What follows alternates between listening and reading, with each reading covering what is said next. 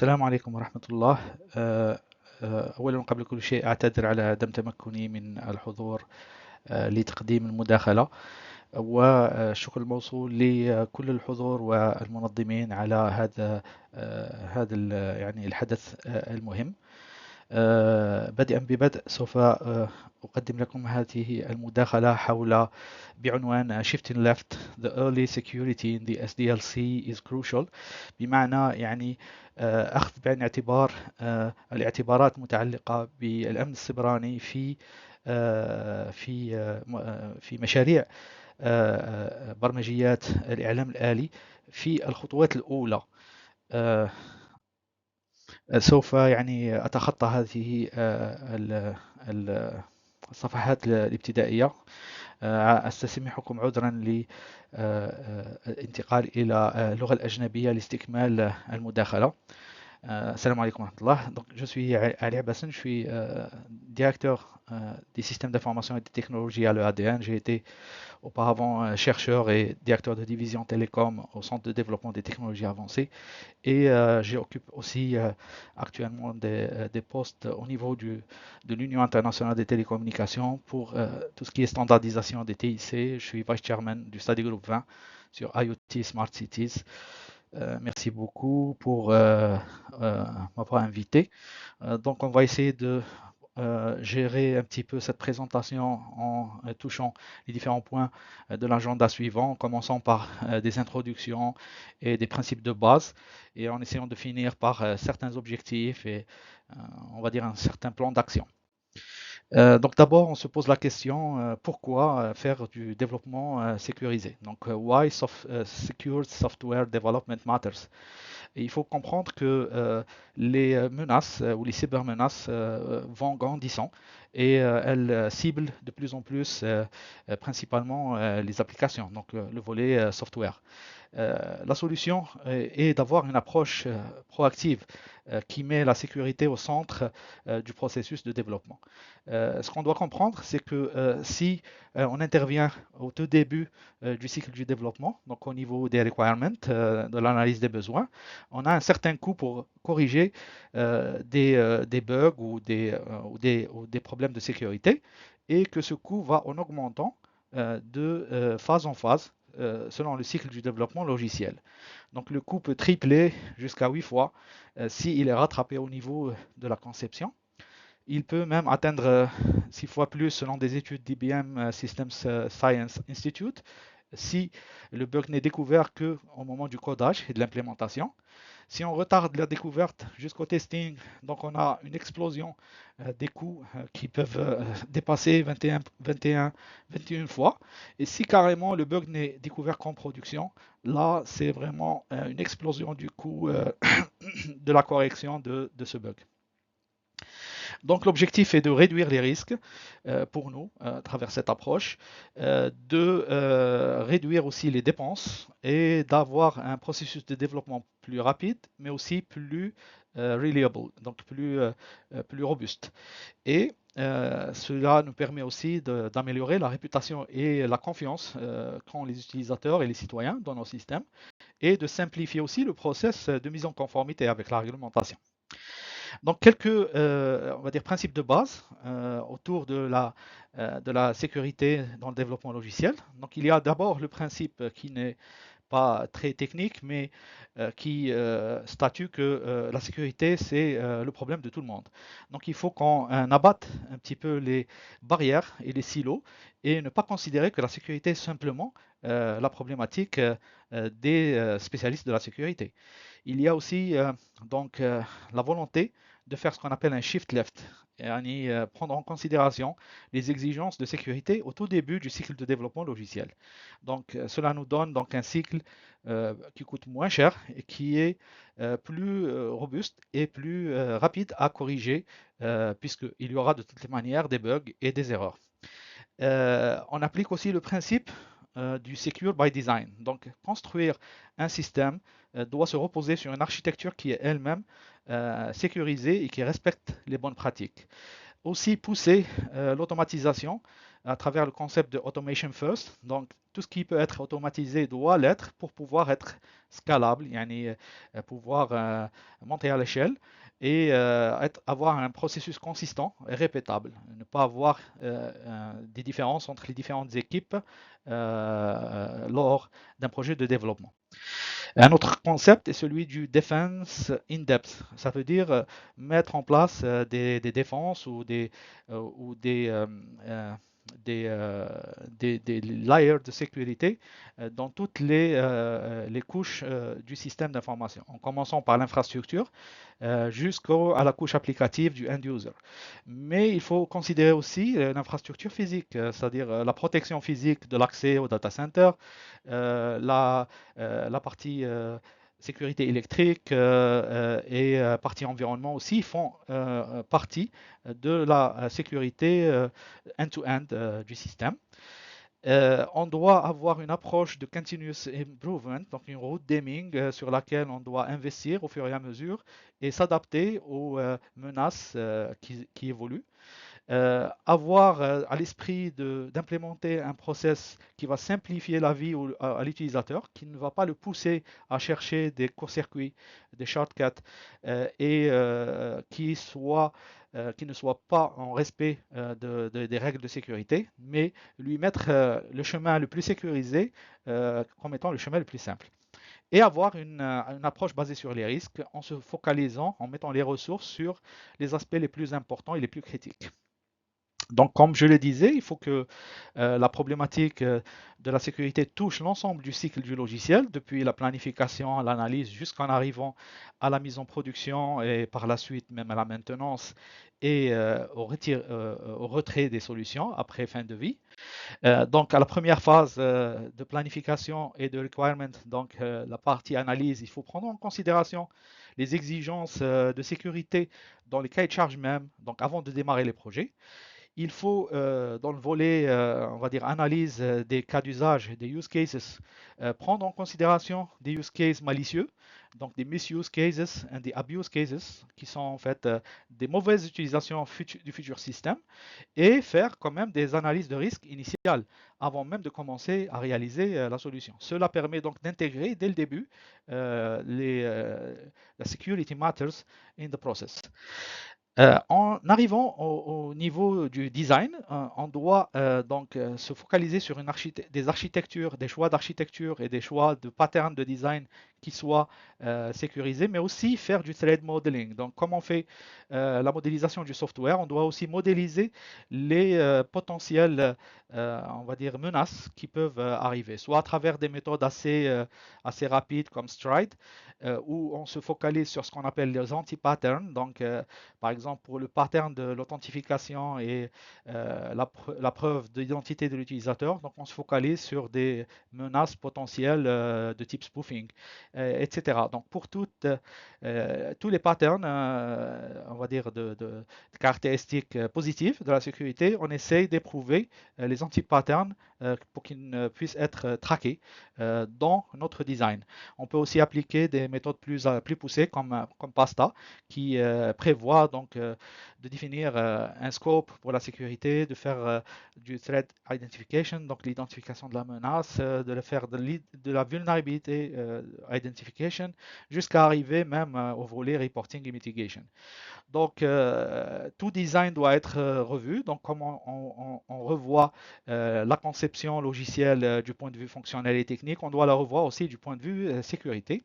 Et on doit keep attention also sur les data flow analysis. Donc, on doit être capable de remonter le flow d'accès à différents types de données selon leur catégorie. En passant au volet implémentation lui-même, donc le coding, on doit se reposer donc sur des bonnes pratiques de secure coding, notamment la programmation défensive, l'application des bonnes pratiques et la prise en considération des vulnérabilités les plus importantes, par exemple le top 10 du WASP.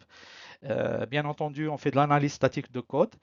On analyse aussi les composants utilisés, donc la chaîne d'approvisionnement logiciel et les composants réutilisés doivent être aussi connus, listés et analysés. Et comme on fait du code review du point de vue fonctionnel et analyse des bugs potentiels, on doit faire aussi du code review du point de vue sécurité. Donc on doit avoir des personnes qui vont revoir, des seniors, le code du point de vue sécurité. Et aspect très important, on doit s'assurer que le secret management, donc la gestion par exemple des mots de passe et des tokens et des certificats, etc., ne soit pas codé en dur dans le code. Donc, en passant à la phase testing, on se doit donc de prévoir des scénarios de test aussi sur le volet sécurité. On doit aussi implémenter des tests dynamiques, c'est-à-dire à l'exécution, qui prennent en considération des scénarios de sécurité. S'il y a lieu, on peut avoir aussi des tests interactifs où le système est lui-même capable donc d'informer sur son état le testeur et avoir des scripts qui permettent de pousser un petit peu plus en détail les tests de sécurité. Bien entendu, prévoir des penetration testing, donc des tests d'intrusion à la fin du projet avant de le mettre en production et automatiser aussi ce qu'on appelle security regression, donc la non-régression des caractéristiques de sécurité des systèmes. Donc s'il n'y avait pas un bug ou une faille à une phase X du projet, si on itère la prochaine itération, on doit revérifier qu'on n'a pas fait une régression. Donc, quand on passe au déploiement, il faut qu'on prenne en considération aussi l'infrastructure. Donc, on doit faire du Secure Configuration Management. Donc, la configuration de l'infrastructure elle-même qui est utilisée pour le déploiement doit être managée pour qu'elle puisse prendre en considération aussi la sécurité. Donc, on doit avoir, par exemple, des inventaires des différents assets de nos systèmes et on doit les vérifier. On doit s'assurer aussi de la gestion des secrets. Pour ce faire, on doit faire des vérifications automatisées, donc inclure dans le pipeline CI/CD de déploiement des vérifications de sécurité qui font échouer les déploiements s'il y a des soucis, des problèmes. Donc, comme je le disais, le management des secrets donc, doit se faire par injection. Donc, ce n'est pas au développeur de coder en dur les différents secrets, donc les mots de passe ou les différents artefacts qui lui permettent d'avoir des accès et des permissions, mais elles doivent être injectées par le pipeline de déploiement. Et bien sûr, comme on est dans des infrastructures modernes, on doit aussi revoir le code de l'infrastructure. Donc, infrastructure as a code has to be also scanned. En arrivant donc en production, on doit continuer à surveiller, monitorer lors des operations de tous les jours de notre système, s'assurer qu'il y ait correctement un logging des incidents de sécurité, qu'il y ait une possibilité de remonter vers un CM pour avoir du monitoring et de croisement des indicateurs, s'assurer d'avoir des scans de vulnérabilité fréquents et permanents, et bien sûr patcher, s'assurer que les composants logiciels utilisés sont toujours dans leur dernière version stable et challenger les équipes des operations pour s'assurer de la stabilité des systèmes. Bien entendu, il faut prévoir un incident response plan, donc un plan de reprise après activité, se concentrer sur la business continuity du système en prévoyant des alternatives, du rollback, etc. Après un certain temps, le système va atteindre ce qu'on appelle l'état de legacy, donc ça va devenir un système hérité, et il faut s'assurer donc de manager ce legacy, parce que généralement donc il n'est plus supporté par l'éditeur si c'est un logiciel tierce, et il n'est plus compatible avec les architectures modernes.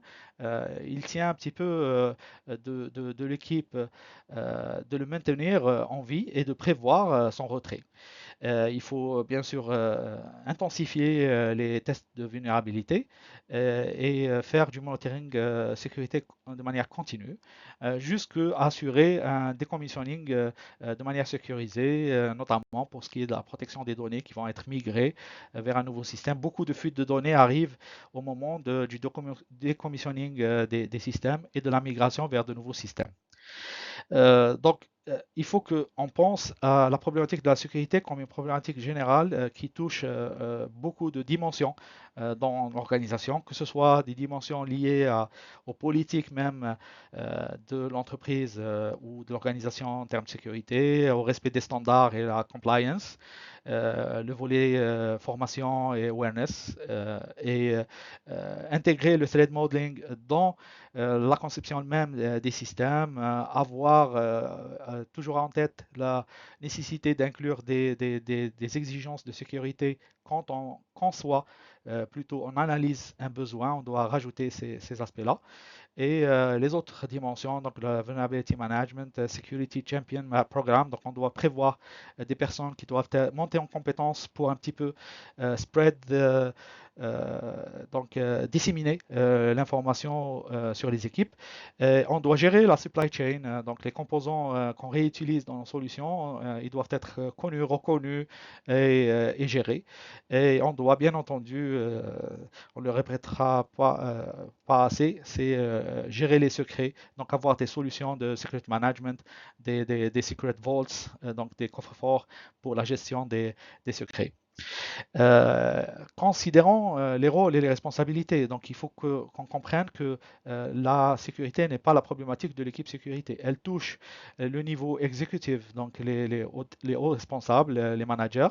Elle touche bien évidemment les équipes sécurité, notamment les équipes AppSec, donc sécurité applicative, mais elle touche aussi les équipes de développement, les équipes de test, les operations et les DevOps, même les architectes qui doivent, comme on l'a dit, prendre en considération ces aspects-là du point de vue architectural et conceptuel. Les product owners et les project managers doivent aussi prendre en considération ce volet-là dans la définition des cahiers des charges et les ententes avec les clients. Et on doit avoir des security champions qui vont un petit peu disséminer et prêcher la bonne parole. On doit aussi s'assurer de pouvoir mesurer notre roadmap de sécurisation. On doit être capable de classer et de reconnaître les vulnérabilités par sévérité, de pouvoir mesurer le temps de remédiation et de pouvoir aussi être conscient des techniques sur le volet sécurité et s'assurer d'allouer des ressources pour pouvoir la corriger.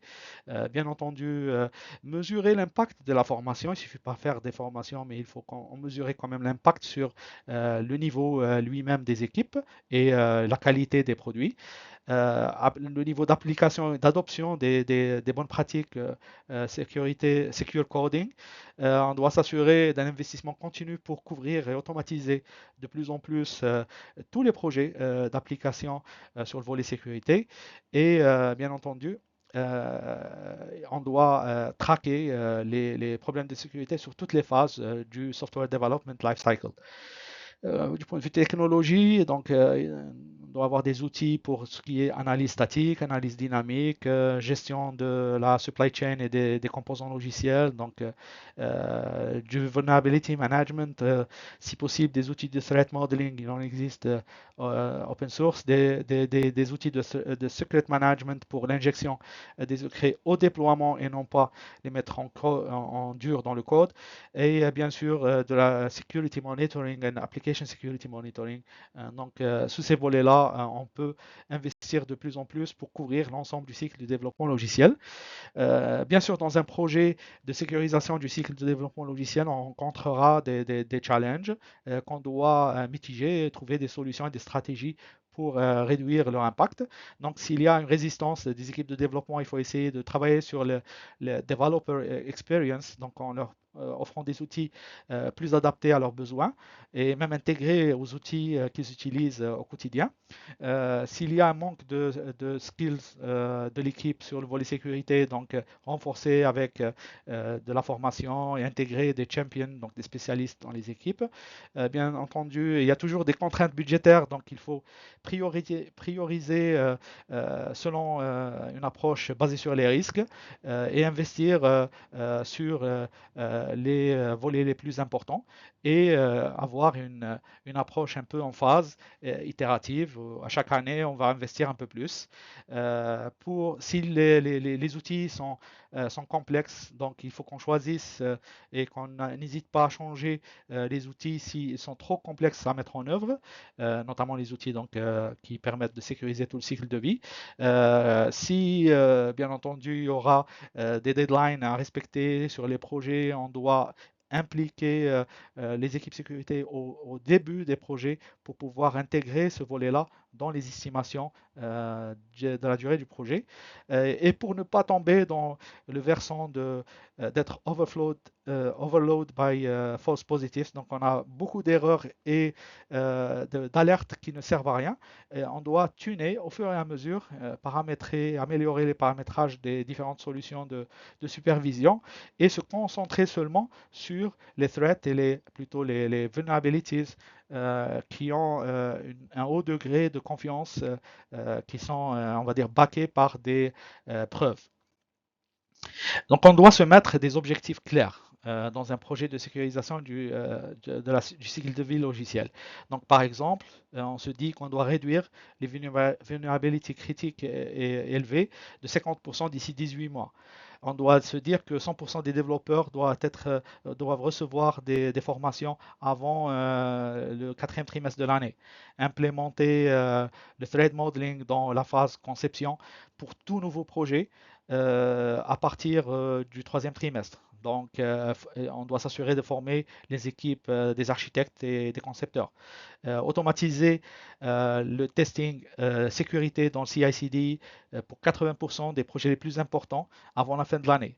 Ce sont ce genre d'objectifs qu'on se donne qui doivent nous challenger et pour mesurer notre progression sur le chemin de la sécurisation du software lifecycle management.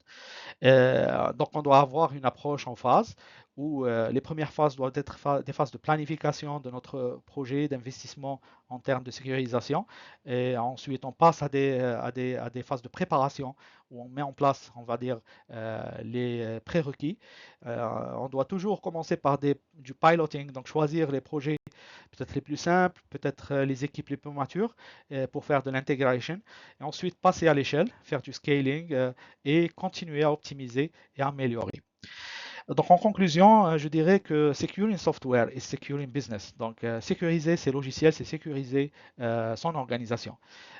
Il faut dire que le Secure Software Development n'est pas un projet, on va dire, c'est plutôt une façon de travailler. Il est essentiel donc pour les organisations de se protéger contre les menaces qui évoluent au fur et à mesure et être alerte par rapport à ces aspects-là. Le succès de ce genre de projet dépend de la participation de tout le monde. Donc, ce n'est pas la responsabilité juste d'une catégorie. Et la sécurité doit devenir un élément différenciateur de votre organisation, en quelque sorte une valeur ajoutée, un avantage compétitif. Donc, je vous ai rajouté quelques ressources par-ci par-là et quelques exemples d'outils. Je vous remercie beaucoup pour votre attention et encore une fois, désolé de ne pas avoir été parmi vous. Donc, vous pouvez me contacter par la suite pour des questions.